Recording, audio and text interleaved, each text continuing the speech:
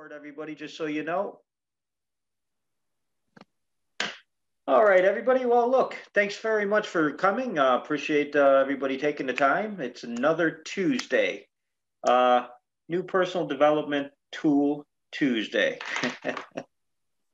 So yeah, today we're going to be kind of picking up where we left off last week, but we're going to continue on with the review of Personal Power 2, because there's a lot of information to cover here, and we're going to get in a little bit more in depth today. We're going to play some videos and some other interesting things to make it well, a little bit more tangible, I suppose, rather than just looking at the days. So, but what I want to do is just review very quickly. We're going to go through it pretty rapid because we're already on day 15 now. We've gone through the first 2 weeks, if you recall. So what I want to do is just very quickly go through the first 14 days, just as a quick refresher, not in too much detail, and then we'll pick up where we left off. So before we do that, just one final reminder, you can download the Success Journal. I've looked again. All you have to do is type in Personal Power 2 Workbook PDF. You'll have virtually no problem finding it. I found it there during the week, probably on about 5 different websites.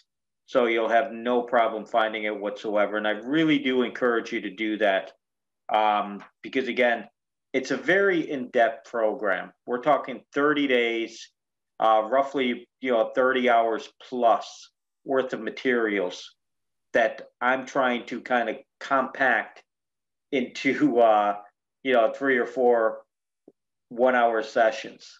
So again, you really would be better, it would benefit you to go ahead and download that. You get in a lot more detail. And also too, I would really encourage you to, again, I've said it before, I'm going to keep repeating it, to go on YouTube and actually look for the audios, because they are there.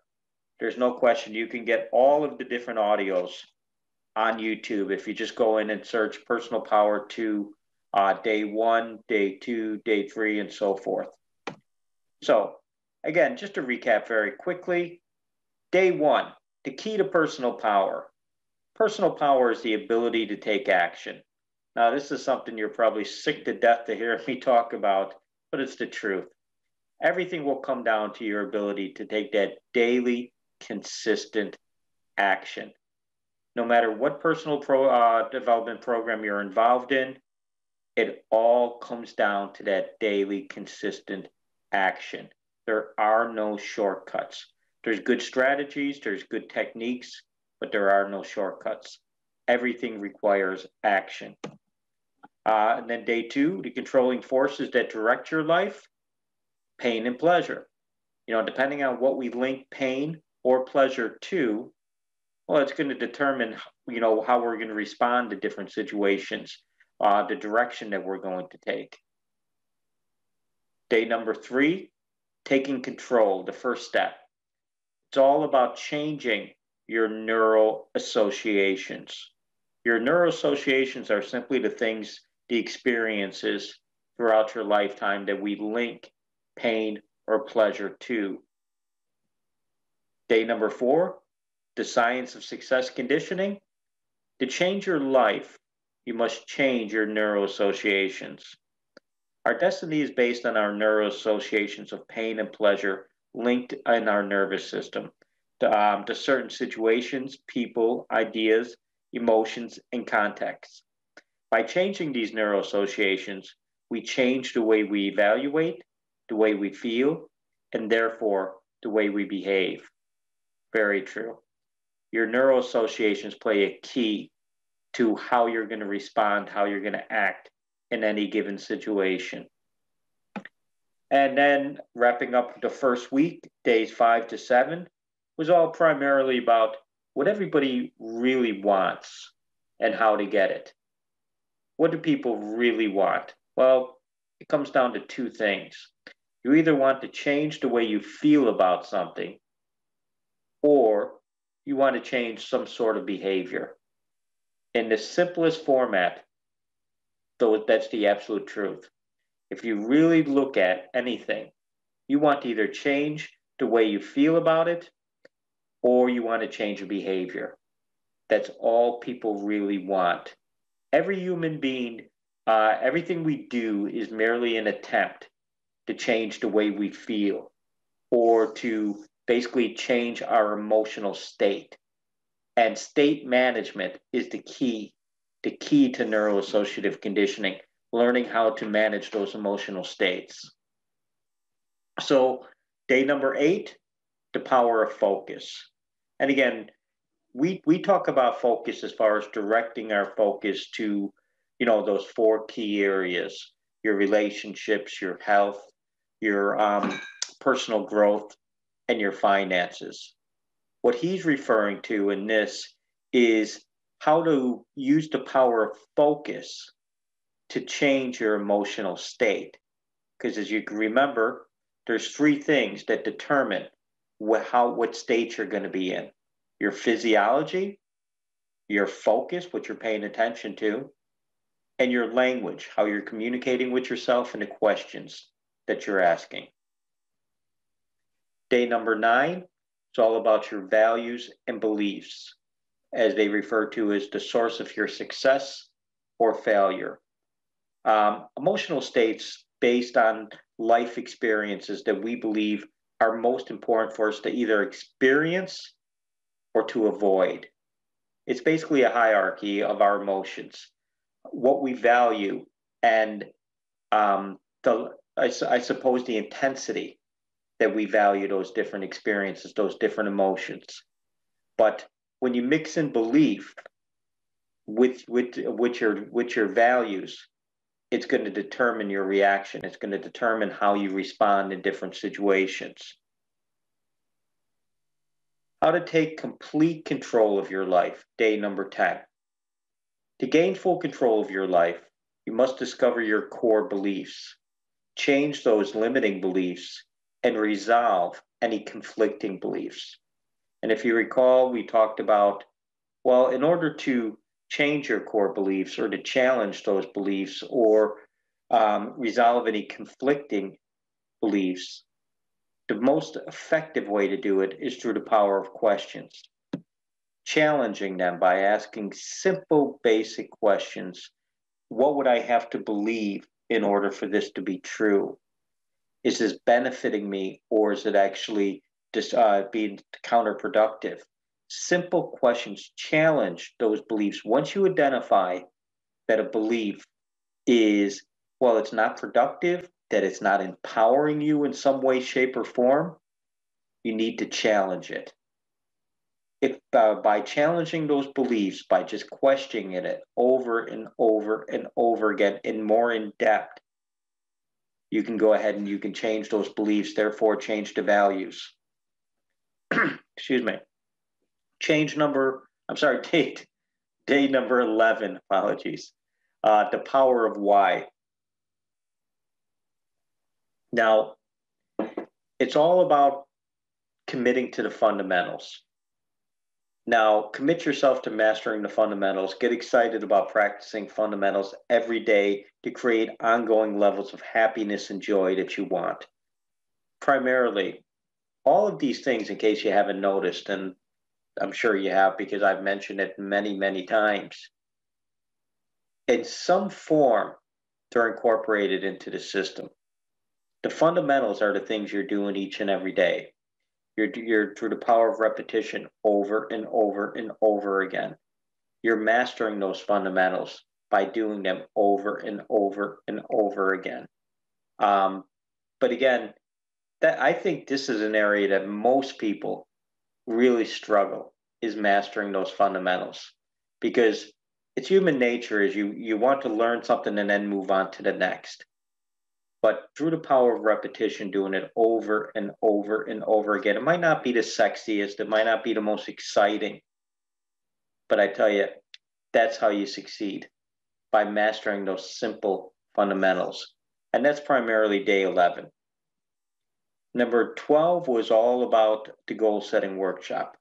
And if you recall, I encouraged you to go onto YouTube, do a search for day 12 of Personal Power 2 to Goal Setting Workshop and to actually take part in that goal setting workshop.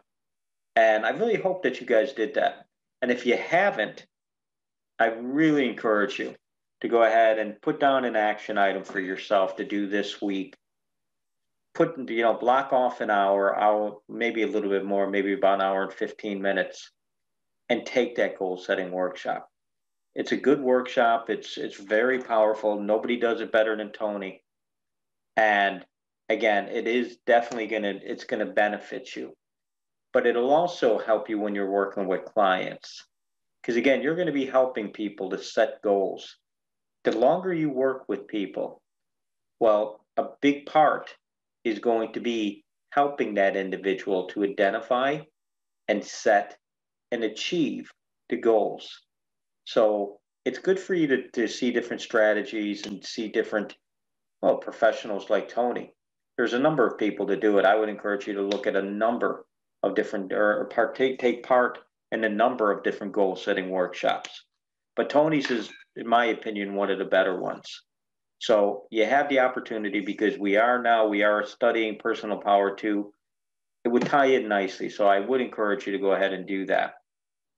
And then if you remember, we wrapped it up with those 6 basic human needs that we all have. And this is a really important session. Again, at some stage, I'll probably do an entire session all about, in detail, about the 6 basic human needs, because they really are important. And again, we made it very clear that there's nothing wrong. These needs are not any way, shape, or form wrong. It's not a negative to have these needs.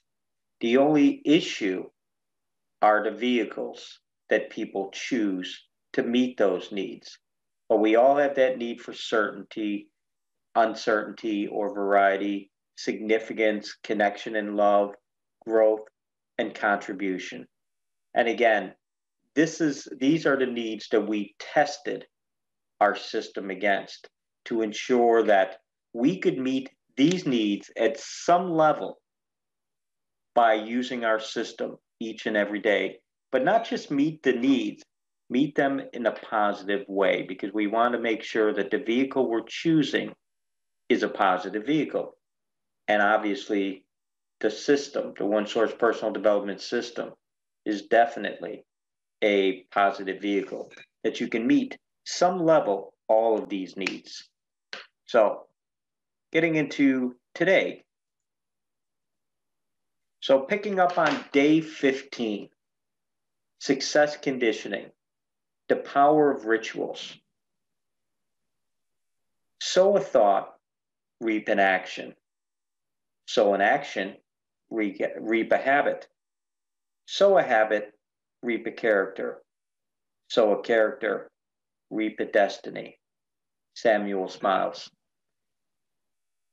What are rituals? If you think about it, to me, a ritual is just primarily, putting aside the rituals when we're talking about religion and things of that nature, but in this sense, a ritual is a habit that has taken root. You've done a habit for so long, you start out with taking that action, it becomes that habit. You do that habit long enough, it becomes a ritual. And rituals are really critical. If you think about it, that's what we're doing with our system. Again, I keep saying it and I'll keep reminding you, all of the things that you're learning in neuroassociative conditioning, some part is incorporated into this system. The power of the repetition, creating those habits, doing those things over and over and over again. Well, that's what we're trying to do. I've said to you before, we're creating habits, hopefully good, powerful habits. Keep those habits long enough and they will become rituals. But again, that's what Tony is talking about here. So what I want to do, rather than me talking about rituals and the role that they play in neuroassociative conditioning. I'm going to allow Tony. Now, what I did was I pulled this off YouTube. I've got a number of different videos that we'll listen to today, and they all tie in with neuroassociation. But I've taken different ones because I didn't want to just, well, first off, I don't want to be in any violations or anything like that, obviously, for copyright laws. But I just didn't want to be just taken directly from Personal Power 2. But this is the talk that Tony did on the power of rituals. And I think it ties in nicely. So do me a favor, let me know if anybody has an issue hearing it, but hopefully you should be fine.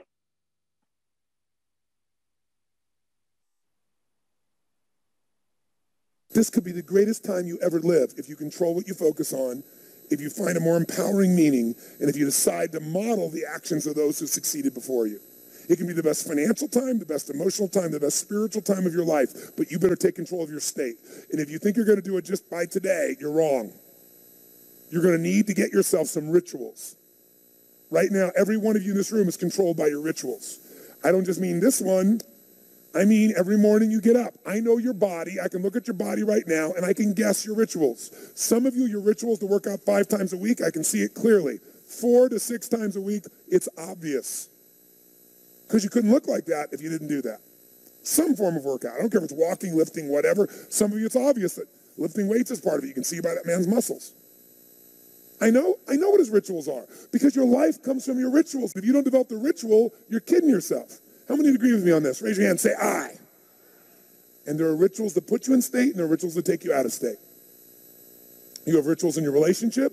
You have rituals with your body. You have rituals around your finances. And the rituals that worked in the reaping time of fall in the markets and in business and in real estate, those rituals won't work now. If you do the right thing at the wrong time, you get pain.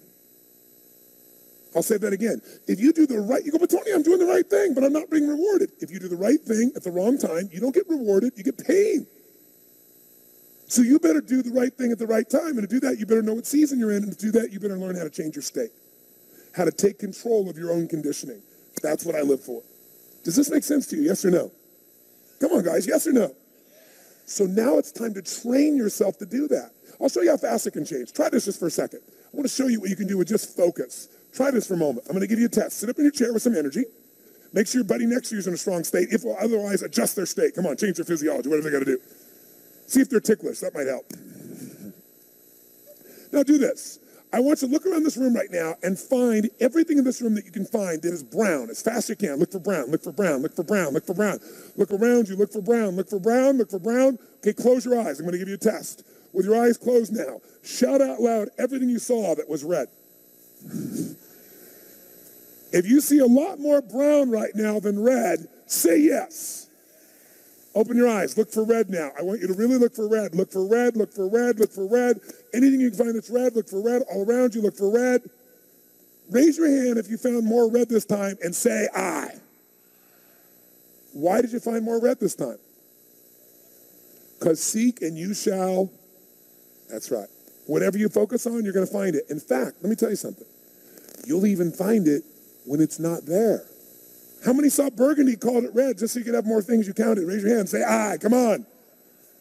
See, whatever you're looking for, you're going to find.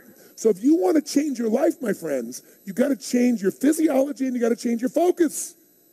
By the way, how fast can you change that stuff? How fast, my friends? How fast? How fast? Come on.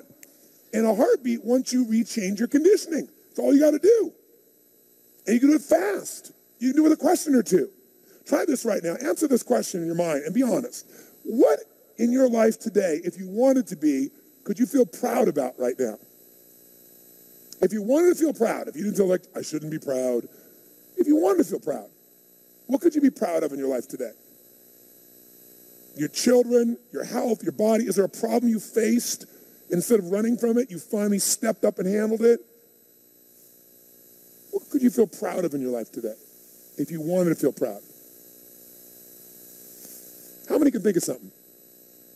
And when you think about this thing you're proud of, what about that makes you feel proud?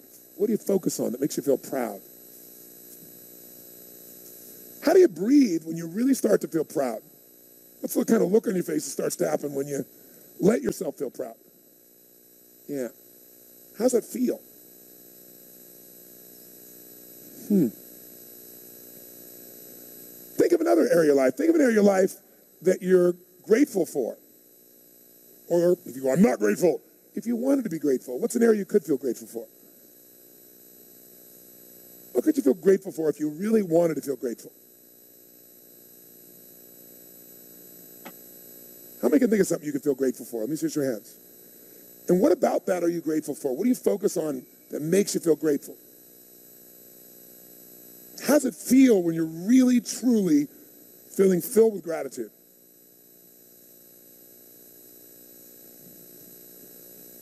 Here's one. If you wanted to be excited about your life right now, and you were willing to be excited, you're willing to buck everybody else's trend, what could you feel excited about in your life if you wanted to feel excited? What could you get excited about if you really focused on it and you really took it in? And you weren't in a negative place. What could you get excited about if you wanted to be excited in your life? What could you get excited about? How many of you can think of something you feel excited about right now? Raise your hand. Let me see your hand. Say I. When you're really excited about it, what about that excites you? Or when you're really excited, how do you feel? How do you speak? What's your life like? By the way, when you're excited, does it tend to touch other people? Yes or no?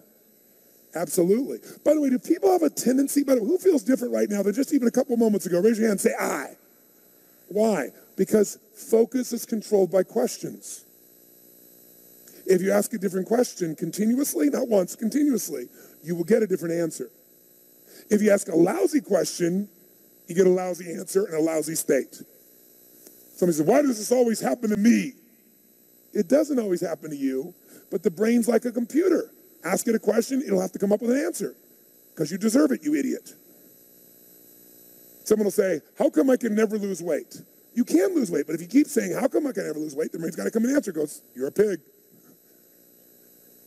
Lousy questions create what? Lousy answers. Ask a better question, get a better answer. Now, here's what I want you to get. I want you to get that you can change your state. How fast, guys? How fast? How fast? And if you get the habit of doing it, you'll have a different life. So, hopefully you guys picked up on a few things in there. Basically, he recapped primarily everything about neuroassociative conditioning. He talked about the power of questions. He talked about managing your emotional states. But he talked about focus, and more specifically when talking about rituals. So if you look at how we're using our system, again, I'm going to keep kind of pointing out different ways that things are tied in. We control and direct our focus to those 4 key areas: your relationships, your level of health and fitness, your personal growth, and your finances. And then we take daily consistent actions, repetition, where again, your rituals that you're building, the habits that are taking root, that are actually growing into rituals. Everything, like I say, that he talks about there, in the simplest format and simplest form, we tie into this system. So again, you don't need to be an expert. You don't even need to be a practitioner. It's nice for you to understand these things, but again, only when you're working with clients, it comes in really beneficial then, so you can point out different things to them. But you don't get caught up with thinking that there's a lot of information here and this can take me forever to master. I know that's where a lot of people get caught up with NLP, because there's a lot of NLP inside neuroassociative conditioning. And people get caught up and there's so much information and it's so difficult to master. You don't need to worry about that. Again, everything is incorporated into the system. I just like to do it for your own benefit to point these things out. But you hear he's talking about focus. He's talking about the power of rituals. What are your rituals? What are the things you're doing in all of those key areas each and every day? What are you doing in the area of your relationships? Well, you're paying attention to those most important individuals, the relationship with yourself, and then either your partners or your children or your loved ones or your friends, your family, your colleagues, your creator, whoever you choose. But those are the rituals that you're creating, and it's all coming from focus. So day 16, so that's going to cover day 15. And again, we're just going through these, guys. I really encourage you to go ahead and get into them in more depth. Remember this, Personal Power 2 is primarily an in-depth tutorial to neuroassociative conditioning. If you want to learn neuroassociative conditioning, I really encourage you to go ahead and, to take the entire course in detail, do it over and over and over again. But day 16, he talks about anchoring yourself to success. Whenever you're in that intense emotional state, anything that consistently happens around you while you're in that peak state gets associated to it. The process is called anchoring. Now, I've mentioned before, I've developed a number of different anchors for myself. Before I do any public speaking, before I used to do sales calls, a number of different things that I do, like I'll beat myself on the chest, I move my hands in a certain way. You notice there, I noticed when I was watching Tony when he was just doing that talk there, he snapped his fingers in a certain way. He hit himself on the chest. Those are all anchors that he's created within himself. It's part of neuroassociative conditioning. So when you get yourself in that peak state, it's really critical, if you want to create an anchor, to do some type of behavior. And again, the people who have studied neurolinguistic programming, NLP, are probably already aware of this. But again, when you find yourself in a peak emotional state, you're feeling strong, you're feeling happy, you're feeling joyous, do some unique action with your hands. Pull on your ear, rub your hands through your hair, hit yourself on the chest, snap your fingers in a certain way. Repetition, do it over and over and over again. And you'll be amazed. After a while, whenever you do that behavior, those emotions come back instantly. And that's what we're talking about when we talk about anchoring. But this here I want to talk to you about, in case, for those who aren't familiar, this is my wife, Pauline. And Pauline and I, there's a reason I have her photograph here. It's to remind me to tell you a story about anchoring. And some time back, I placed an anchor into Pauline through the power of repetition. And what I did, and I shouldn't even be sharing this with you, but I think it's an interesting story. It's funny, if nothing else. But what I did was, every morning, Pauline and I have a habit of, before we kind of go our separate ways, whether I go into my office, she goes into her office, or she gets on the road, or I get on the road, whatever. Obviously we embrace and we give each other a hug. And what I did was, for a period of time, every time I would give her a hug, I know that's putting her into a peak state, I would take my right hand and I would put it on her cheek, on her cheek, and I would take my left hand and I would slide it down and I would put it on her wrist and give her wrist a squeeze. And I did this over and over and over again. And the reason I was doing it is because I know I was creating an anchor that primarily I knew that she was in a peak state, and I did a unique move that she could identify to.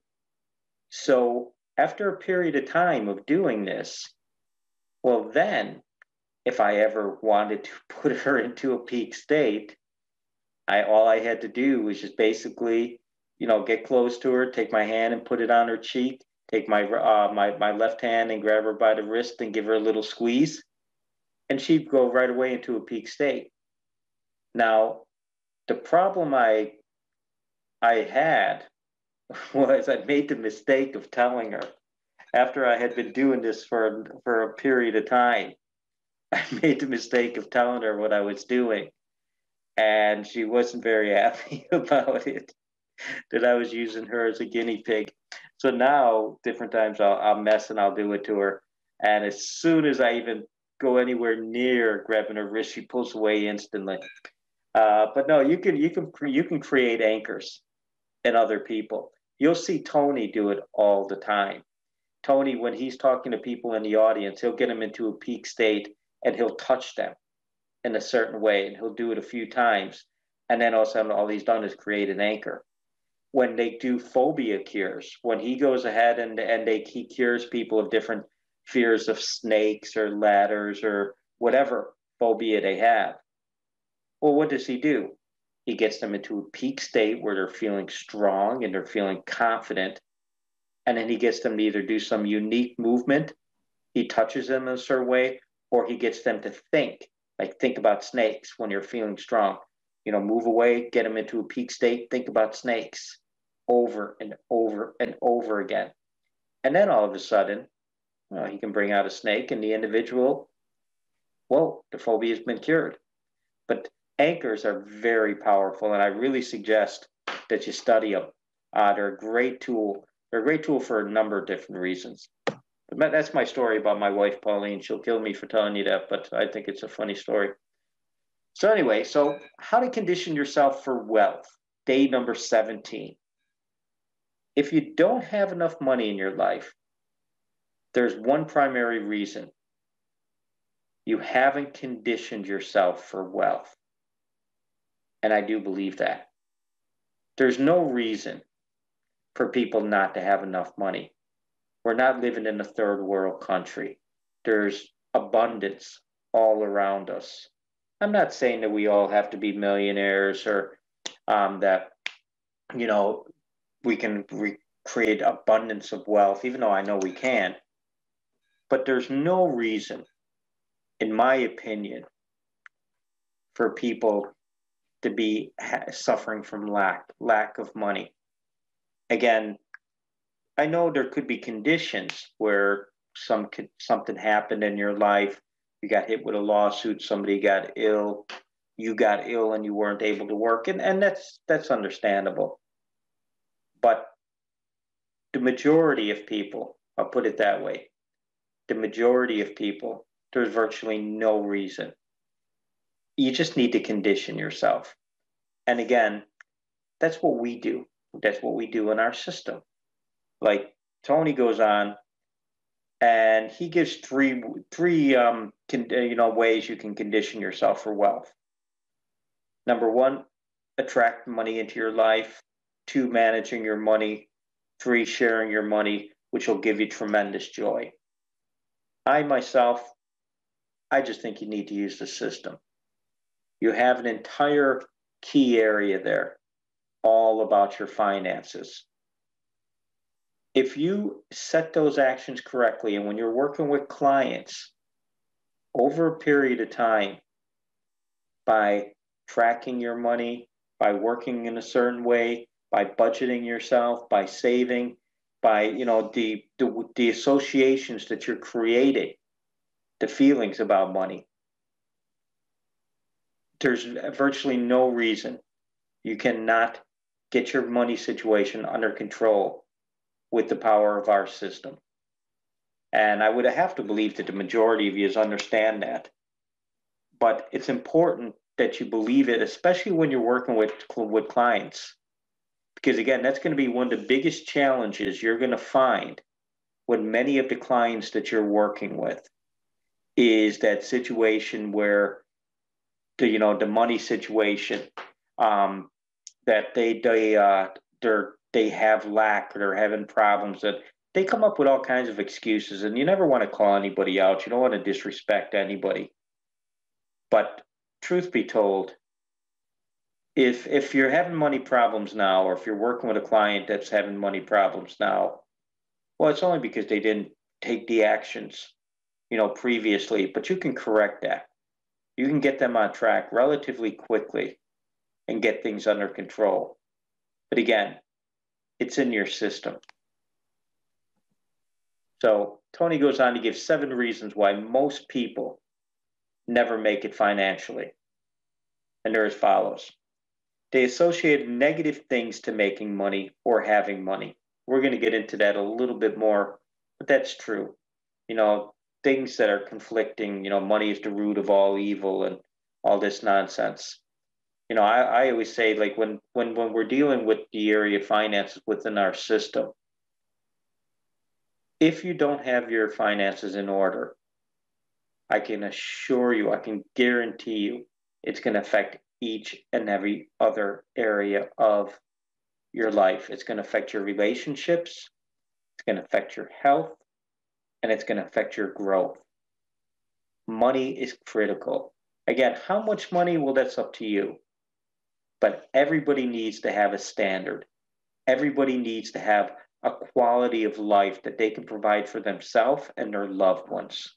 And there's absolutely no reason, especially where we live in a free, in basically a free world, that you cannot have it. Number two that Tony talks about, that never make having an abundance of money an absolute must. And that's the mentality, as far as that you can't just say, oh yeah, it'd be nice to have. You have to control and direct your focus to it. Again, tying into the system. You have to make a conscious effort to acquire money, get your finances under control. Again, you need to understand these things within the system. They never develop an effective strategy for building wealth. Number three, again, in the system. They fail to follow through consistently with their financial plan. Again, in the system. You're tracking it each and day, you're getting your stars or your points. You know that, you know, if you're making progress, if you're not. You know if you're following through consistently, that daily consistent action. They rely too much on experts. That's more, I totally agree with that. And Tony's got a great book, Money Master the Game. Really encourage you to read that book. But again, all of the things as far as investing and things like that, people do rely way too much on experts. You need to take a common sense approach to managing your money, especially in the early stages. Won't get too much into that now, but I got some real firm beliefs on that. But they become financially complacent. Yeah, it's okay. You know, I'm happy enough. I'm driving that old car, or, you know, my house isn't that bad, or, you know, I'm happy enough just, you know, getting out once in a while, doing simple things. And that's okay if it's the reality. But don't fool yourself. If you want nice things, have nice things. I consider myself a pretty simple man. I'm not a flashy type of person at all. But it's not because I can't have those things. I know if I wanted to drive, you know, top of the line BMWs and you know, have the really nice things, I know I can have them. I just put a price to everything as far as the effort that's going to be required, and I evaluate it, and I know what brings me joy. But again, you have to know what's right for you and know what that standard is. But you need to make sure, just don't be complacent as far as settling. They allow financial crises to turn into financial ruins, setbacks, in other words. We all have them. Especially now, you're all primarily getting into business. You're becoming self-employed. You're trying to create a business with us here at OneSource. And I can tell you right now, for any of you who haven't been in business, you're going to have ups and downs. You're going to have good times and you're going to have challenging times. No question about that. I'll pre-warn you right now. You'll get a bunch of people involved, and all of a sudden something will happen and half of those people will go away. That's life. You just don't quit. You just keep moving forward. But the problem is, most people, you know, they get into a little bit of a crisis, or they hit a bump in the road and they quit. They let it turn into financial ruin. And those are the 7 there. So, but very true. Everything he says in there is very true. So that was day 17, day 18. Day 18. Sorry, I'm tongue-tied. I've done too many presentations today. Apologies. Ending financial self-sabotage. If you're sabotaging yourself financially, it's because you believe on some level that accumulation of money is going to lead to more pain than pleasure. That might sound crazy to you, but it's the absolute truth. If you don't have enough money, it's only because you're associating some level, at some level you're associating that it's going to be more painful than pleasurable.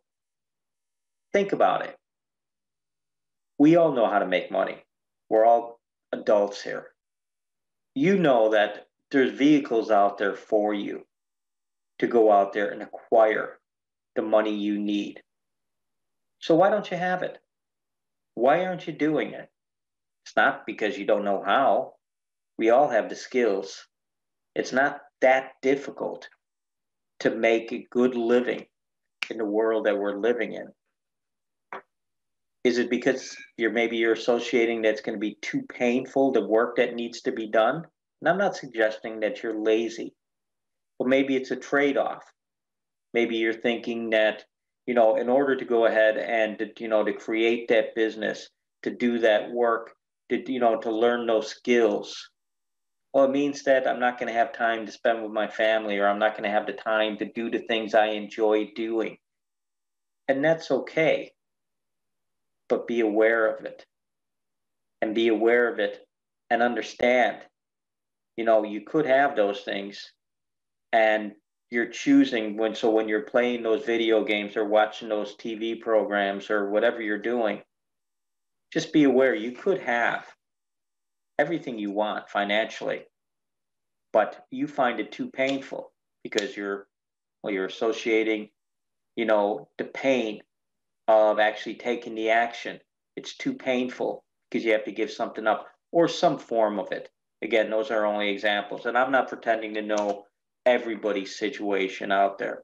So again, apologies. I'm not trying to tell you, what you're doing, that you're being lazy or you're making ridiculous choices. But I would encourage you to take a good hard look at the reason why. It's not from lack of resources. And there's enough information out there for you to go ahead and to figure out exactly what's going to be required to make the money you need. So, how to end self-sabotage financially. What I'm going to do is I'm going to play a quick video for you, one of Tony's, and he's going to talk about how to end financial self-sabotage. So, enjoy. But I have to tell you, the number one thing that keeps people from really having what they want financially is not the lack of a plan. It is not the lack of good advice. It is not the lack of possibility. It's not the lack of intelligence. It's not even the lack of capital. It is this unending process that most Americans go through of sabotaging their own financial success. So why do we do this to ourselves? Why is it that right when we start to really make financial progress, we do something stupid, or we stop following through, or we stop practicing the fundamentals we know will lead us to financial abundance? I believe the answer is what we talked about yesterday, and let's review it. Everything we do in our lives, we do for one of two reasons: to either avoid pain or to gain pleasure. If you are sabotaging yourself in any area, and we're going to talk about this again and again, it is simply because you believe at some level of your thinking, subconscious thinking, if not conscious thinking, that this situation that you're getting involved in, the accumulation of additional capital, is going to lead to more pain than pleasure. And again, I know that sounds insane and crazy, but I have to tell you, it's absolutely accurate in any person that I've studied who's been living in financial lack. In addition, many people associate pleasure to having a lack of financial abundance. Because, see, think about it. When people really do well financially and they're around their friends, What happens? Well, I can tell you from experience. When I was really young, I really went for it. 19 years old, had my own company, written up in newspapers and magazines. Wonder Boy, you remember me, right? Ego exploding. Well, sure enough, I was making all this money, about $10,000 a month. I was jazzed, except I thought money was going to lead to pleasure. I looked around and saw all the problems in my family, said, hey, if I got money, I can eliminate those, and I got a lot more fun. I can give to my friends, and I'd go back to my friends and want to take them with me on a trip or want to go someplace. And they were uncomfortable. In fact, a lot of them started to judge me. And all of a sudden, some of them treated me harshly, and some of them made excuses. Some of them stopped going out to dinner with me. Some would say, well, I don't have a home like yours. And I said, I don't care.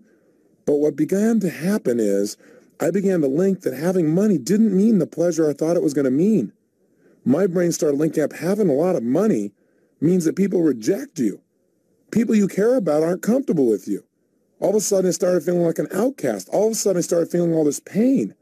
And sure enough, within a short period of time, my brain, on some level, not consciously, but subconsciously, began to just destroy everything economically.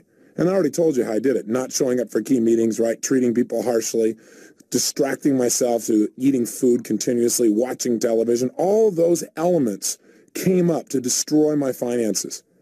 And so we must remember how our brains work. They don't work logically. They work on what we associate to things. So if we're going to eliminate financial self-sabotage, the answer is very simple. You've heard it over and over again, and again you'll hear it from me. And that is we must change our neuroassociations about money. That is, we've got to change some of our core beliefs. We've got to make sure that earning money is purely a positive and pleasurable experience for us and not one in our mind that's going to lead to pain. Again, some people think, God, I'll have to pay all these taxes. And they don't have the money and they're worrying about the problem. No wonder they'll never have any. Why are they already considering the negative aspects of having money? The answer, I believe, is that for most people, having an abundance of money is the unknown. In its experience they've never had before. And people are basically afraid of the unknown. See, they know how it is right now. They understand it. They understand the status quo. And that's fairly comfortable. I mean, you might have a little bit of pain, but the unknown, now that's really scary. So I've found that most people fail to achieve what they want financially or sabotage themselves financially simply because they haven't gotten themselves ready for wealth, financial wealth. They've not conditioned themselves emotionally to have money. They've not developed the kinds of beliefs that would allow them to create an abundance of money and then continually expand that money as well. You remember the metaphor we talked about when we started this program? That what we have to do to really succeed, we have to build up our ability. We have to condition ourselves just as we would physically. And you start with a little bit and you begin to work with it each day, increasing the amounts until pretty soon what happens is you really develop the muscle. But you've got to be able to use it. You've got to condition your arms, for example, to be able to do curls. Well, you're going to have to condition your mind and your emotions in order to be able to have an abundance of money and feel comfortable with it. Otherwise, even though it's something that's very positive, it may feel like a weight to you because you just don't know how to deal with it. So how do we first get beyond the sense of lack? How do we first begin to create that wealth? And then how do we keep ourselves from destroying it once the abundance starts to flow? The way to really create the wealth that you want in your life starts with step number one. The way to get wealthy right now today is to free yourself from the illusion that you're not already wealthy. You say, what are you talking about, Tony? I don't have any money. Listen, wealth is not just money. Wealth is an abundance of the things that you really desire in your life. Wealth is leverage. That is the ability to have experiences that you have not personally controlled or generated. What do I mean? Well, you are wealthy. You live in a country where there is a... Okay, so really good information in that one. I really encourage you guys to take some time to take a look at your neuroassociations when it comes to money. What have you linked up negative associations to money? Okay, because again, they're all things that have happened, and a lot of it's been out of your control. It could be things from your upbringing. It could be things through when you're young, just starting out. As Tony said, it could be some when you started to acquire money, maybe some negative things that happen that they're not true. But again, you were in a peak state through the power of repetition. Maybe it happened 2-3 times and you were in an intense state when it happened. And now all of a sudden you formed a neural association to have a negative to having money. So, and I really liked what he said there about, your beliefs about money, that your wealth, that you're wealthy already. You truly are in reality. Like, I'm a big believer, and you've heard me say this before, but your health is your wealth. I'm a firm believer that no matter what happens in my life, my wife, my kids, doesn't make a difference. As long as I'm in good health, I can always make sure that, there's plenty of money, because I know I can always go out there. I can generate what needs. If you don't have your health, well, that's when it gets to be a challenge. But that's one of my beliefs. But what are yours? What are some of the positive beliefs you have when it comes to money? And what are some of the negative beliefs that you have when it comes to money? So I really encourage you to go ahead and take some time this coming week to take a look at your associations, your neural associations when it comes to money. So days 19 to 21, overcoming fear of failure, success and rejections. An emotional state where our brains are activated to avoid pain. It's really important we talk about the pain-pleasure principles. Well, fear is another word for pain. And fear is not always a bad thing. Sometimes fear can serve us. And we want to make sure that primarily the goal is to eliminate fear when it's limiting us and not supporting us. But again, don't think that all fear is negative. But if it's limiting your behavior or your growth and it's not supporting you, that's when we want to start eliminating those fears. But we're going to wrap it up here with one more short one from Tony. And he's going to talk about how to go ahead and get rid of some of those fears and manage those fears in a positive way. As a human being, I got to lead, not follow. I got to educate myself, because fear, a decision made from fear, is almost always the wrong decision. So where does that start? It starts by seeing it as it is, not taking it casual, but also not seeing it worse than it is. Step 2, see it better than it is. Right? Without a vision, people perish. If you don't create a compelling future, even though it's difficult now, you got to remember this is the season. Winter comes and winter goes. Some winters are hard, some are soft, some are long, some are short. But what always follows winter, thank God, is the springtime. What always follows the night is the day. You just got to work on yourself. I mean, for things right now, it's like we got to do our part. For things to change, my original teacher was a guy named Jim Rohn. He used to say to me, for things to change, you got to change. For things to get better, you got to get better. And I think if we can not just get out of the fear a little bit, that doesn't mean don't do what the government tells you. I don't want to be misinterpreting me. They're telling you to social distance. Whatever they tell you to do it. Comply. But don't let fear control you. That's my message. And start to create a vision for where you want to go. And then the third step is make it the way you want to see it. And in order to do that, you've got to put yourself in a place where you're doing something to build up inside. We have to make our own decision. But the larger question is, you got to look and see examples, because what happens in our brain is when we're fearful, there's no way. And the answer is, you and I both started with nothing. We started with our ability to understand that we are not just the manager of our circumstances, that with God's power and help, we're the creator of our lives, right? We know how to create again. And you have to stop thinking about putting Humpty Dumpty back together again the same way, because it's not going to happen. So I can give you a dozen examples. People at this stage, you have to draw a line in the sand that says, I want to find the way to serve. If you're trying to figure to survive, and I understand you got to survive, but you'll never survive by focusing on survival. And our goal as humans, what makes us humane, what makes us the spiritual side of humanity, what makes us, I think, what we are, is our willingness and our desire to serve will do more for others we love than we'll even do for ourselves. And the research now shows that if you will give, even to strangers that you don't know and never see again, the simple act of giving, because they can see by your saliva, they can check what hormones are stimulated in you. You can sit there and buy 10 people a cup of coffee or 5 people a cup of coffee you don't even know while you're standing in line.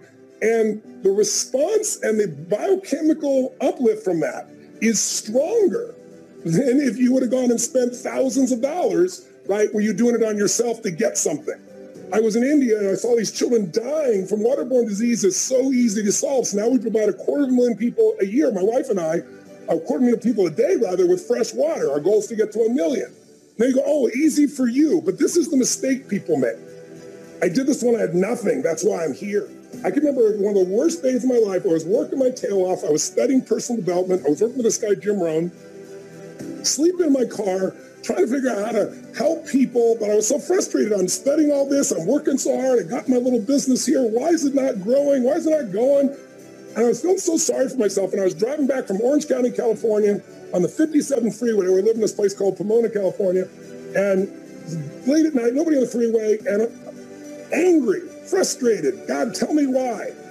And then I'll never forget the moment. I still have the journal. I pulled over on the side of the road and I wrote on one page, "The secret to living is giving." I just started crying because I realized when I started, it was all about my giving, but then I got into success or failure and trying to pay my bills and all that stuff, and I forgot my real purpose. There's something inside you that is uniquely created by God that is superior. You may not have found it yet, but it's there. But not to make yourself feel superior, because that's fake and that's phony and that'll separate you. No, everybody has something that they're superior to. You got something that's there. So let's see how we can serve each other as brothers and sisters. And that's when people feel most alive anyway. What you get isn't going to make you happy. No. Who you become, that's going to make you really happy or really sad. Okay, so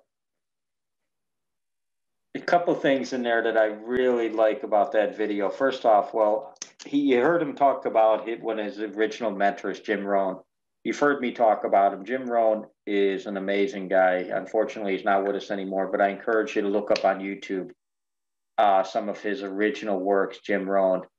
Tony went to go work for him when he was just a teenager, and a lot of the stuff that Tony talks about actually comes from Jim Rohn. But for me, what I really take out of that, and this actually comes, believe it or not, where I first started hearing it, not so much from Tony, but my wife. My wife was saying this to me years and years ago, and it always stuck with me. Action cures fear. I've embedded that into me now, or that's a belief. So when I go ahead and I have any type of fear, action. Get yourself to take that action, because again, fear will paralyze you.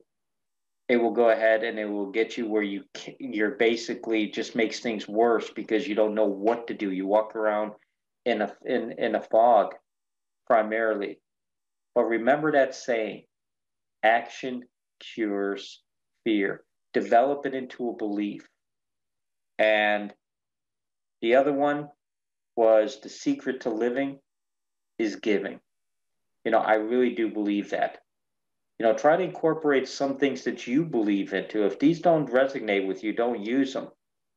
But try to find some that really resonate with you and incorporate them into your life. Make them part of your belief system. Again, these don't just, pick and choose, I suppose, is the best way to the things that I'm talking about here. But try to find some things that work for you, that resonate with you, that you can incorporate into your life and make them part of your belief. Those are two that work for me. Again, action cures fear, and the secret to living is giving. You always hear me talk about, when I talk about primarily contribution, I really do have a strong belief that the reason we grow is so we have more to give. So again, the secret to living is giving. But look, guys, we're going to wrap it up there. I apologize. Went a couple minutes over there. It's 7:03. So I do apologize for that. But next week, we're going to wrap this up with the with Personal Power 2. And we're going to then maybe start making closer look at some of them and really implementing them into our day-to-day lives. But look, hopefully you got something of value from all of this. And other than that, I hope everybody has a great night. I will tell you, I'll invite you if you like, and you don't obviously have to, but if anybody is interested, at 8 o'clock, I'm doing session number 4 again for a small group of new people. And we'll be taking a look at the science, basically everything that we've been studying here. And I'll be giving the examples again, because I know you've all already done session number 4, the science, the introduction to neuroassociative conditioning, the science behind the system. But if you want to come again, if you have nothing going on and you want to listen to it again, just drop me a quick email. I'll send you a link. You're more than welcome. But other than that, guys, we'll wrap it up. Thanks again for everything. I greatly appreciate it. Questions, comments, concerns, please feel free to get in touch. All right? Have a great night, guys. Appreciate it.